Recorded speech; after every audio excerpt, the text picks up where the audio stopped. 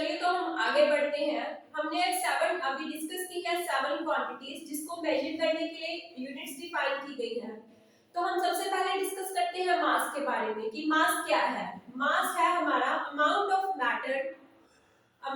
Matter present in a substance, या कितना amount है जो मैटर का वो एक सब्सटेंस के अंदर प्रेजेंट है, उसको हम बोलते हैं मास।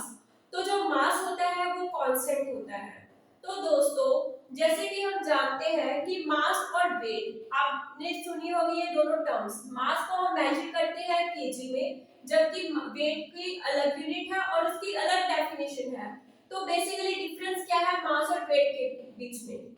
मास होता है कि हमारा amount of matter present in it, कि कितना मैटर प्रेजेंट है किसी सब्सटेंस के अंदर, तो वो होता है हमारा मास, और वो हमेशा कांस्टेंट रहता है। जबकि अगर हम वेट की बात करें, वेट क्या होता है? Weight is a force exerted by gravity on an object. It is the force due to acceleration due to gravity. कि वो फोर्स जो एक्सर्ट की जाती है ग्रेविटी की बाय ग्रेविटी किसी ऑब्जेक्ट के ऊपर। तो जो हमारा वेट है वो हमेशा वेरी करता है due to acceleration due to gravity. हम जैसे कि बात करें, अगर मैं यहाँ पे खड़ी हूँ, मेरा वेट मास यहाँ पे भी सेम रहेगा, अगर मैं मून पे जाती हूँ तो मेरा मास वहां पे भी सेम रहेगा। But in case of weight, मेरा वेट है जो यहाँ पे कुछ और होगा, बट अगर मैं मून पे जाऊंगी तो मेरा वेट कुछ और होगा। क्यों? क्योंकि जो वेट है ना वो हमेशा मास और अगर हम बात करें ग्रेविटी, मास और ग्रेविटी को लेकर चलते हैं हम हमेशा। तो ग्रेविटी है यहाँ पे, ग्रेविटी कुछ और है, बट अगर हम मून पे जाएंगे या किसी और प्लैनेट पे जाएंगे तो वहां पे ग्रेविटी वेरी करेगी। सो जो वेट है वो हमेशा वेरी करेगा। ठीक है दोस्तों, तो मास की ऐसा यूनिट क्या है? That is KG. जबकि जो वेट की ऐसा यूनिट है that is Newton. Newton is also the ऐसा यूनिट ऑफ फोर्स। ओके दोस्तों, हम बढ़ते हैं नेक्स्ट वॉल्यूम की तरफ। वॉल्यूम क्या होता है? Volume is the amount of space occupied by a substance. तो कोई सब्सटेंस है, अगर मैं रखूं कि ये बॉक्स है हमारा एक,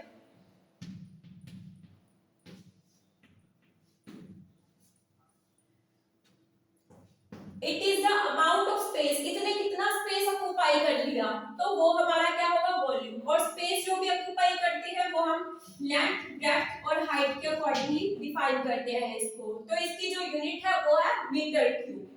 नेक्स्ट है डेंसिटी। डेंसिटी क्या होती है? Density of a substance is the amount of mass per unit volume. That is density को हम इससे रिप्रेजेंट करते हैं, that is equals to mass per unit volume.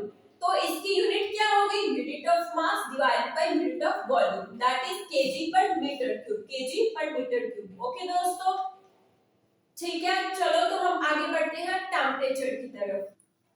चलिए दोस्तों, अब हम बात करते हैं टेम्परेचर की। टेम्परेचर क्या है? टेम्परेचर किसी भी चीज का हॉटनेस या कोल्डनेस डिटरमाइन करने के लिए हम यूज करते हैं। ठीक है, इनको मेजर करने के लिए हम तीन स्केल से मेजर करते हैं, या कह लो कि टेम्परेचर की तीन यूनिट्स हैं। एक है डिग्री सेंटीग्रेड और एक है हमारा केल्विन, एक है डिग्री फारेनहीट। तो जो इसमें से केल्विन है वो हमारी ऐसा यूनिट है टेम्परेचर की।